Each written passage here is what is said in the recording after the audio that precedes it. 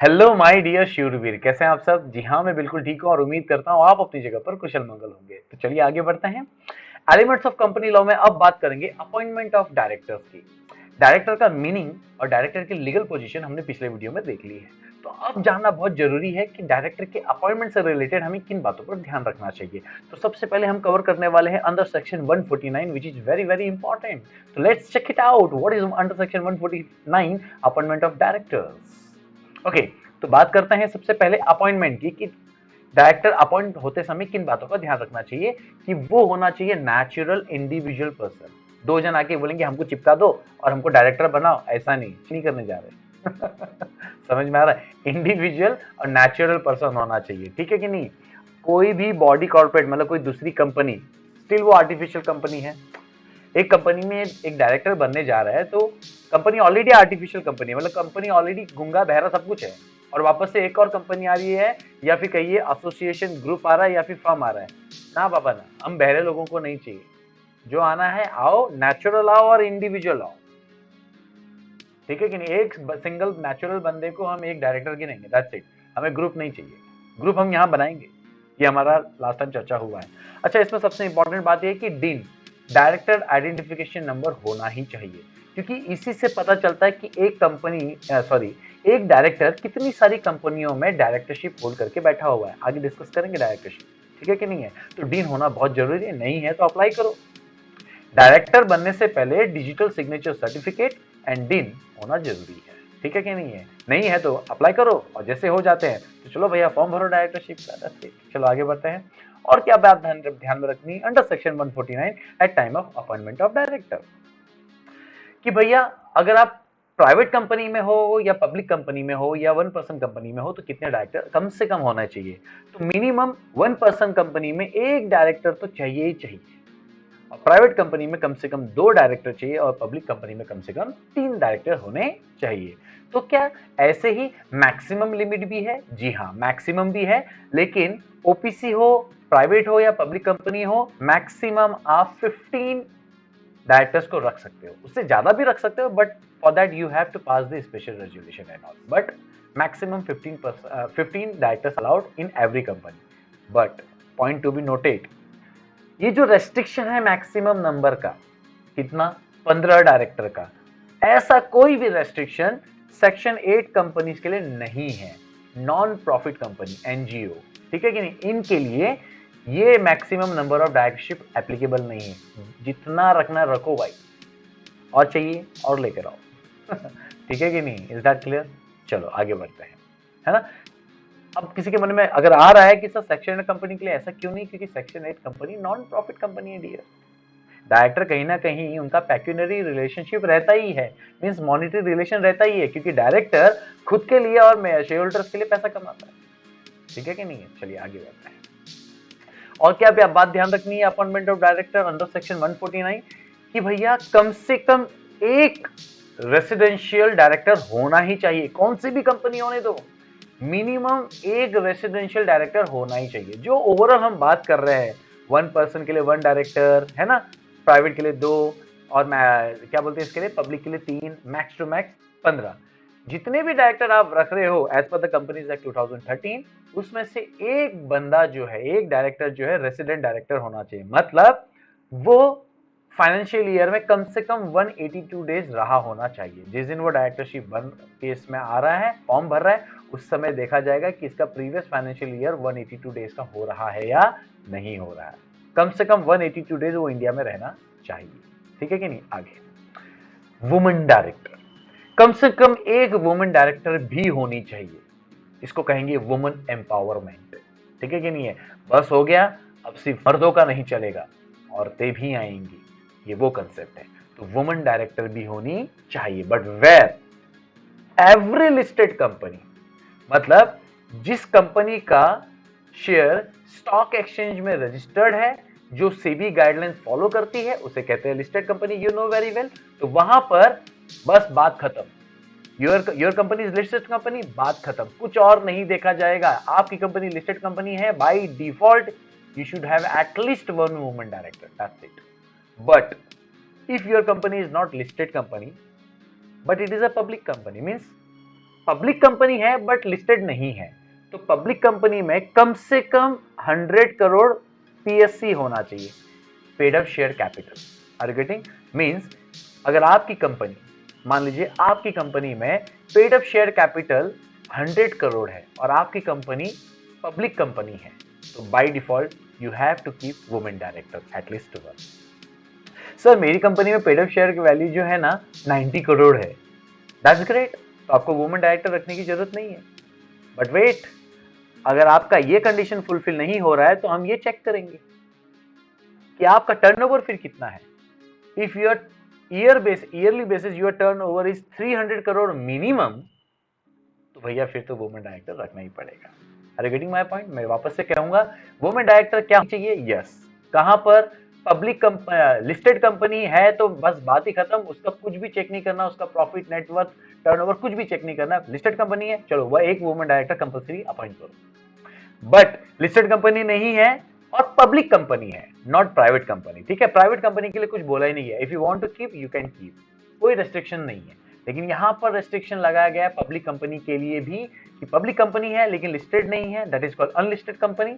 तो भाई मेरे, तुम्हारा पेड अप शेयर कैपिटल या फिर टर्नओवर देखा जाएगा। अगर paid up share capital 100 crore है मिनिमम या फिर टर्नओवर मिनिमम 300 करोड़ है, then you have to keep women director minimum 1, that is called appointment of director under section 149। चलो आगे बढ़े। इंडिपेंडेंट डायरेक्टर, मैं आजाद हूं, मुझे कोई नहीं रोक सकता, मेरी सोच आजाद, मेरे डिसीजन आजादी से भरे इंडिपेंडेंट डायरेक्टर मतलब किसी से बंधा हुआ नहीं है। नॉर्मली इंडिपेंडेंट डायरेक्टर किसे कहते हैं? ये एक तरह का आउटसाइड डायरेक्टर है जिसका जो है ना पेक्यूनरी रिलेशन नहीं रहता है सिवाय फीस के, क्योंकि डायरेक्टर क्या लेते हैं? सिटिंग फीस लेते हैं, ठीक है कि नहीं है? तो ये जो इंडिपेंडेंट डायरेक्टर है ये सिर्फ सिटिंग फीस लेता है, मीन्स जो भी मीटिंग्स होती हैं उसमें बैठकर जब वो डिसीजन लेता है या डिसीजन व्हाटएवर मीटिंग में जा रहा है, बोर्ड मीटिंग में, तो वो उसकी सीटिंग फीस लेगा और उसके अलावा उसका कोई भी अदर मॉनिटरी रिलेशन नहीं है। इसे ही कहते हैं इंडिपेंडेंट डायरेक्टर सिंपल वे में। जिस बंदे का मॉनिटरी रिलेशन बिल्कुल भी नहीं है सिवाय सिटिंग फीस के, ठीक है, कि बाकी चीज में उसका कोई हिस्सा नहीं है, तो वो कहलाता है independent director. Is that clear?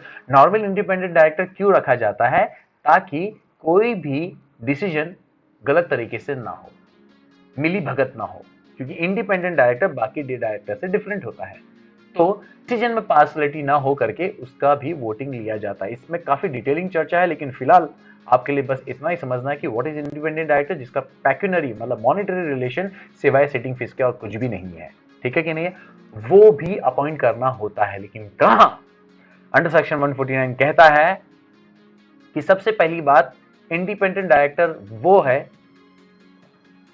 हर कोई है, लेकिन वो मैनेजिंग डायरेक्टर, वोल टाइम डायरेक्टर और नॉमिनी डायरेक्टर, मतलब कोई भी मैनेजिंग डायरेक्टर, वोल टाइम डायरेक्टर जो कि एक्टिव मेंबर होते हैं, जो डे टू डे कंपनी के जो ऑपरेशंस होते हैं, बिजनेस ऑपरेशन होते हैं, चीरफाड़ नहीं, बिजनेस ऑपरेशंस होते हैं, उसमें वो एक्टिव रहते हैं, मैनेजिंग या फिर कहिए वोल टाइम डायरेक्टर। और नॉमिनी डायरेक्टर वो होता है नॉर्मली जो majority share holders like financial institute वो जो है अपॉइंट करते हैं, ये सिंपल वे में कह रहा हूँ, उसे नॉमिनी डायरेक्टर कहते हैं। तो नॉमिनी डायरेक्टर, मैनेजिंग डायरेक्टर और whole time director can't be a independent director, rest can be a independent director. इतना आपको समझना है। ये कौन कहता है? अंडर सेक्शन 149 कहता है।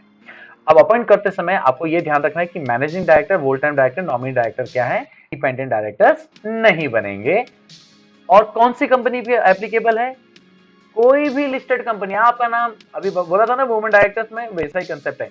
If your company shares register in any stock exchange, recognised stock exchange, then your company will be called as listed company.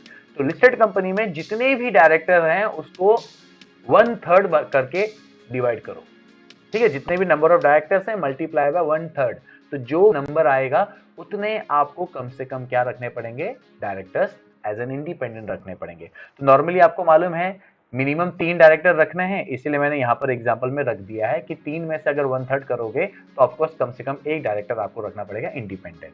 6 रहेंगे तो 2 रखने पड़ेंगे, ठीक है कि नहीं? फ्रैक्शन में आया तो उसको 1 गिनेंगे, जैसे मान लो 3.2 आया तो 4 गिनेंगे, तो 4 इंडिपेंडेंट डायरेक्टर रखने का। Are you getting?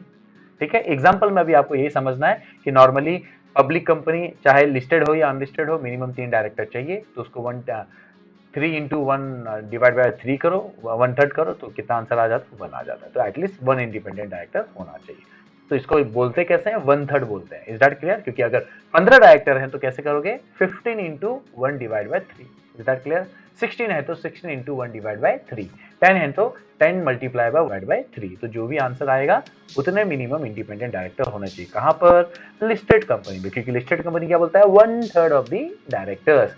लेकिन if it is a public company, if it is a public company, वो भी पब्लिक कंपनी कौन सी? हर कोई? ना ना ना ना ना ना ना, जैसे वुमन डायरेक्टर है वैसे ही। तो यहां पर अगर कोई भी पब्लिक कंपनी जिसका paid up share capital at least 10 crore भी है, if your company is a public company and your paid up share capital is minimum 10 crore, then you have to keep at least 2 director, at least 2 director। तो जितना भी आपका number of directors रहेगा उसमें कम से कम 2 director तो इंडिप चाहिए ही चाहिए। सर मेरा पेड अप शेयर कैपिटल ना 9 करोड़ है, तो फिर भैया आपका आउटस्टैंडिंग जो भी लोन्स हैं उसका टोटल आउटस्टैंडिंग देखेंगे। अगर टोटल आउटस्टैंडिंग कम से कम 50 करोड़ है तो भी आपको इंडिपेंडेंट डायरेक्टर रखना पड़ेगा। सर मजेदार बात क्या मालूम है? पेड अप शेयर कैपिटल भी अपना 10 करोड़ के नीचे है और आउटस्टैंडिंग बोरिंग भी मैंने कैलकुलेट किया ना, वो भी 50 करोड़ के नीचे। तो सर अपने को मतलब अपनी पब्लिक कंपनी को नहीं लगेगा ना सर इंडिपेंडेंट डायरेक्टर वेट। तो फिर आपका टर्नओवर देखा जाएगा। If your turnover is minimum 100 crore then you have to keep at least 2 independent director। Sir मत जानो लाइफ तीनों नहीं है तो भैया तुम्हारी पब्लिक कंपनी को इंडिपेंडेंट डायरेक्टर की जरूरत नहीं है। बाजू वाला बोला सर मेरी कंपनी में ना तीनों में से एक एप्लीकेबल होगा, then you have to keep at least minimum 2 independent director, क्योंकि आपकी क्या है? सिर्फ पब्लिक कंपनी है और आपका ये क्राइटेरिया फुलफिल हो रहा है। इफ यूर ये वाले बंदे की क्या थी? लिस्टेड कंपनी थी, बस बात खत्म, नाम ही काफी है। Listed company 1/3 of the director should be independent director. I believe आपको समझ में आया। नहीं समझा? ऐसा होना नहीं चाहिए भाई। नहीं समझा तो ध्यान नहीं दिया है, अदरवाइज समझने में ना समझने वाली कोई बात नहीं है। आगे बढ़ते हैं। ओके, और क्या कहता है appointment of director under section 149 कि भैया एक डायरेक्टर कितनी डायरेक्टरशिप रख सकता है? Max to max 20। Means suppose मैं किसी कंपनी में डायरेक्टर बनना चाहता हूं, मैं बन सकता हूं। मैं किसी और कंपनी में डायरेक्टर बनना चाहता हूं, मैं वो भी बन सकता हूं। मैं साइमल्टेनियसली एक से ज्यादा डायरेक्टर बनना चाहता हूं कि हर कंपनी में मैं बन सकता हूं। बट वेट, कहीं ना कहीं तुझे लगाम लगानी पड़ेगी। तो रुक, बस 20 के ऊपर एक भी नहीं चलेगा। Is that clear? ठीक है। अब ये चाहे 1% कंपनी हो, प्राइवेट कंपनी हो, पब्लिक कंपनी हो, doesn't matter, maximum is 20 allowed. Is that clear? That's great. अच्छा, इसमें एक इंपॉर्टेंट चीज बोला गया, वो ध्यान रखिएगा कि आपको पता है 1% company, private company, public company, ये 3 चीजें आपको पता है। तो 1% कंपनी, अगर आप केवल 1% कंपनी ही डायरेक्टर हो 20 के 20 तो भी चल जाएगा, क्योंकि मैक्सिमम कितना है? 20। आप अगर प्राइवेट कंपनी में ही सिर्फ डायरेक्टरशिप लेके बैठे हो, मान लो 20 कंपनी में, 20 प्राइवेट कंपनी में डायरेक्टरशिप लेकर बैठे हो तो भी चल जाएगा।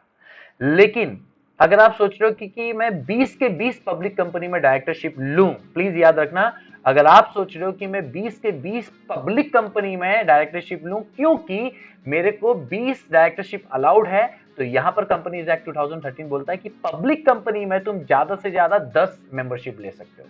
तो सिंपल वे में अगर मैं कहूं, if you want to become a director in a public company, तो आपको सिर्फ ज्यादा से ज्यादा 10 पब्लिक कंपनी में आप बन सकते हो। तो बचे कितने?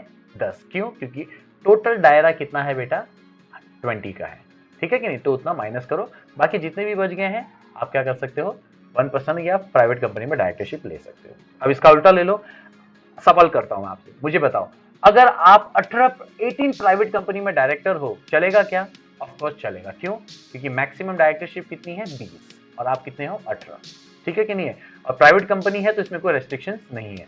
अगर आप 1% कंपनी में 15 1% कंपनी में डायरेक्टरशिप लेकर बैठे, चलेगा? यस ऑफ कोर्स चलेगा। अगर आप पब्लिक कंपनी में 12 डायरेक्टरशिप लेके बैठे, चलेगा क्या? बिल्कुल नहीं चलेगा। क्यों? क्योंकि पब्लिक कंपनी के लिए मैक्स टू मैक्स 10 डायरेक्टरशिप आपको अलाउड है। रेस्ट डायरेक्टरशिप जो आपकी बची हुई है 20 में से, वो किसी और में रख लो। आई होप आपको समझ में आया। क्लियर? चलो, बहुत अच्छी बात है। और क्या बोलता है? बोलता है कुछ बातें ध्यान में रख लो कि डायरेक्टर की एकेडमिक क्वालिफिकेशन के बारे में कंपनीज एक्ट 2013 साइलेंट है। अरे समझ रहे बात? नहीं जी हाँ, एक चाय वाला भी किसी कंपनी का डायरेक्टर बन सकता है। आपको मालूम है बड़े बड़े क्रिकेटर्स वो भी हर कहीं ना कहीं किसी न किसी कंपनी के डायरेक्टर बने हुए रहते हैं। बड़े बड़े एक्टर्स, बड़े बड़े cricket players other than cricket, जो भी नामचीन लोग आप देखते हैं ना, वो कहीं ना कहीं जो है ना किसी न किसी कंपनी के डायरेक्टर होते ही हैं। But the important thing is that educational qualification के बारे में अभी तक कंपनीज एक्ट 2013 साइलेंट है। Is that clear? कोई प्रॉपर क्वालिफिकेशन की जरूरत नहीं है, सिंपल सी बात कहूं तो। If you are 10th pass only, still you can be a director. उसमें सिर्फ इतना ही बोला गया है कि उसको एटलीस्ट जो है ना बैलेंस शीट पढ़ना आना चाहिए, समझना आना चाहिए, उसमें असली में बिजनेस चलाने का तरीका आना चाहिए। बस हो गया, ऐसा हो गया, ऐसा है। शेयर क्वालिफिकेशन की मतलब मिनिमम शेयर्स कितना डायरेक्टर्स को लेना पड़ेगा, क्योंकि आपको पता होना चाहिए कि डायरेक्टर्स कौन इलेक्ट करता है, शेयर होल्डर, और वो अपने आप अपने लोगों के बीच में ही इलेक्ट करते हैं, ठीक है कि नहीं? तो नॉर्मली शेयर क्वालिफिकेशन क्या, मिनिमम शेयर क्वालिफिकेशन लेनी है, तो उसके बारे में कंपनीज एक्ट 2013 ने कुछ भी नहीं बोला है। बोला कंपनीज एक्ट 2013 बोलता है कि शेयर क्वालिफिकेशन के बारे में मैंने कुछ बोला नहीं है, लेकिन आर्टिकल ऑफ एसोसिएशन, ठीक है कि नहीं है, आर्टिकल ऑफ एसोसिएशन के बेस पर मिनिमम शेयर क्वालिफिकेशन लेना होता है डायरेक्टर को। क्यों? क्योंकि भैया जब तू कंपनी का हिस्सा बनेगा एज अ मेंबर, तब जाकर तू डायरेक्टरशिप को सही तरह से संभाल पाएगा, ऐसा लॉजिक है। इसीलिए कंपनीज एक्ट 2013 में मिनिमम शेयर क्वालिफिकेशन इंपोज नहीं किया है किसी भी डायरेक्टर को, बट आर्टिकल बोलता है कि नहीं, तेरे को कम से कम इतना शेयर, कम से कम शेयर्स तो लेने ही पड़ेंगे, कुछ तो शेयर्स लेने ही पड़ेंगे भाई, क्योंकि तुझे हमें मेंबर भी बनाना है, तब जाके तू मेंबर के बिहाफ में भी सोचेगा। Is that clear? नहीं तो तू अपना ही सोचेगा, ऐसा पता है। Is that clear? That's great. So I believe we have covered almost the most important things related to appointment of director under section 149. ठीक है, तो चलो जितनी भी बातें की फटाफट से एक रिकैप कर लें। चलो देखते हैं आप कितने पानी में हो, चलो फटाफट आ जाओ। ये सारी बातें हमने डिस्कस की है ना? तो चलो बताओ मुझे फटाफट, अपॉइंटमेंट में हमने क्या देखा है? नेचुरल पर्सन, राइट, चलो अच्छी बात है, डीन होना चाहिए। मिनिमम नंबर कितना है 1% में? 1% कंपनी में 1, प्राइवेट में 2, पब्लिक में 3, परफेक्ट, सही है। मैक्सिमम कितना है? 15 बोला है, उससे ज्यादा चलेगा? हाँ चलेगा। कहाँ चलेगा? किसी में भी चलेगा, लेकिन कहीं पर आप और बढ़ा सकते हो, बढ़ा सकते हो, कहां पर? सब जगह, लेकिन किस में नहीं, किस में रेस्ट्रिक्शन नहीं है? यस, सेक्शन 8 कंपनी में मैक्सिमम नंबर का रेस्ट्रिक्शन नहीं है ना? इजी। ओके, रेसिडेंट डायरेक्टर चाहिए क्या हर कंपनी में? हाँ, कोई भी कंपनी रहने तो रेसिडेंट डायरेक्टर चाहिए। कम से कम कितना साल, कितना दिन वो इंडिया में रहना चाहिए? मिनिमम 182 फाइनेंशियल ईयर रहना चाहिए। वुमेन डायरेक्टर होनी चाहिए? जी हाँ, एक वुमेन डायरेक्टर तो चाहिए। क्या सभी लिस्टेड कंपनी में चाहिए? हाँ, लिस्टेड नाम आ गया, बात खत्म, नाम ही काफी है, याद रखना है ना। पब्लिक कंपनी में चाहिए? हाँ, लेकिन पब्लिक कंपनी में बोला गया पेड अप शेयर कैपिटल और टर्नओवर देखा जाएगा, तो पेड अप कितना होना चाहिए? कम से कम 100 करोड़ या फिर टर्नओवर कम से कम 300 करोड़। तो दोनों में से कोई भी चीज रहेगा तो कम से कम वुमेन डायरेक्टर रहेगी। याद आ रहा है ना? मेरे साथ बोलते रहना है, नहीं तो ऐसा लगेगा मैं अपना रिवाइज कर रहा हूँ। इंडिपेंडेंट डायरेक्टर है ना, जिसका पैक्यूनरी रिलेशन बिल्कुल भी नहीं होता है ना, सिवाय सिटिंग फीस के, है ना, अपनी सोच का मालिक, आजाद है वो, है ना, और बायस डिसीजन ना हो इसके लिए रखे जाते हैं, है ना। तो कौन रखेगा? मिनिमम 1 होना चाहिए, ऐसा कुछ है? ना ना ना ना, इसमें हमको ध्यान रखना है कि लिस्टेड कंपनी है कि प्राइवेट कंपनी है। तो यहाँ पर देखो क्या बोला गया है, MD voting full time director और नॉमिनी डायरेक्टर नहीं होने चाहिए वो, बाकी कोई भी डायरेक्टर चलेगा। लिस्टेड कंपनी है तो 1/3 ऑफ द बोर्ड होना चाहिए, है ना, जितने भी डायरेक्टर है उसमें 1/3। लेकिन पब्लिक कंपनी है वो भी कौन सी? जिसका पीएससी बोलूंगा चलेगा ना, paid up share capital. PSC जो है मिनिमम 10 करोड़ होना चाहिए। अगर ऐसा नहीं है तो फिर उसका क्या देखो, आउटस्टैंडिंग बोरोइंग देखो, वो मिनिमम 50 करोड़ होना चाहिए। अगर नहीं है तो इसका टर्नओवर देख लो, मिनिमम 100 करोड़ होना चाहिए। अगर इनमें से कोई भी एक बात है तो कम से कम 2 डायरेक्टर तो रखना ही है, बात खत्म। और अगर तीनों के तीनों नहीं आ रहे तो मत रखो, आजाद हो। नेक्स्ट, डायरेक्टरशिप मैक्सिमम 20, लेकिन पब्लिक कंपनी के लिए कितना बोला गया है? सिर्फ और सिर्फ 10, लेकिन ओवरऑल कैप कितना है? 20 का। ये भी हमको क्लियर है, और हमने कुछ नोट में देखा था एजुकेशनल क्वालिफिकेशन के लिए कंपनीज एक्ट साइलेंट है, मिनिमम शेयर क्वालिफिकेशन के लिए भी कंपनीज एक्ट 2013 साइलेंट है, लेकिन आर्टिकल ऑफ एसोसिएशन एओए बोलता है कि ना बाबा ना, तेरे को मेंबर बनना पड़ेगा। ऐसा नहीं, मेंबर का दुख तेरे को तभी समझेगा जब तू उनके बीच में रहेगा, नहीं तो बाबा लोचा है तो पैसा लेकर भागेगा। Is that clear? तो चलो फाइनली हमने सब कुछ कवर कर लिया, तो I believe you understood very well. मिलते हैं अगली बार, तब तक के लिए हौसले बुलंद, कामयाबी तुरंत, because attitude matters but positive. Thank you.